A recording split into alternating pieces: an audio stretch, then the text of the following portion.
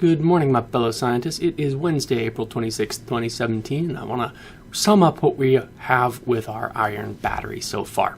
We have managed to create iron oxide particles and reduce those to iron magnetite. We think it will take a little bit more work to be sure that that's the reaction that's happening, but that seems to be the most likely. We have an iron anode that is oxidized to iron hydroxide. Again, we're pretty sure that's the reaction. That seems to be the most likely reaction. If you look at the voltage trace during the self-discharge, which is fast, unfortunately, you can see that there's actually two stable voltages. Probably the first is that iron to iron hydroxide, and the second may be to iron 3 hydroxide, which is less energetic, and so you don't get the same amount of voltage. Not, again, totally clear, but that could be the reaction. If that is the reaction, then iron surface is the limiting reagent, and moving to a higher surface area iron anode should greatly increase the capacity of the battery. So I'm going to try some steel wool as my anode next.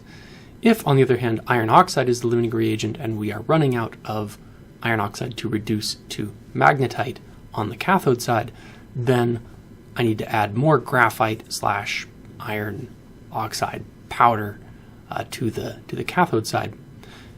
Got a great suggestion that I should add some pressure in order to compress that graphite paste. That should give better conductivity. I think I might add a better current collector than that graphite rod that I'm using currently. I think a better current collector might be something like maybe a copper foil or even a copper wool or a copper mesh.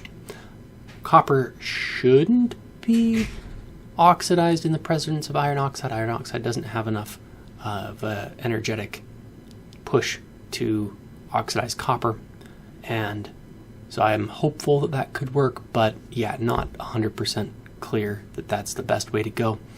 Other conductive materials we could use might be a better conductive carbon, again, carbon paste under pressure.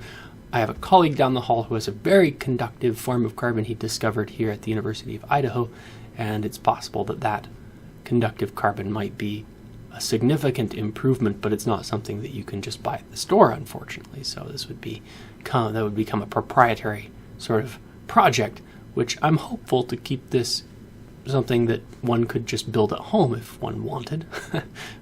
And if I move to this proprietary University of Idaho guitar, then that would be difficult. So yeah, lots of things to consider in the future.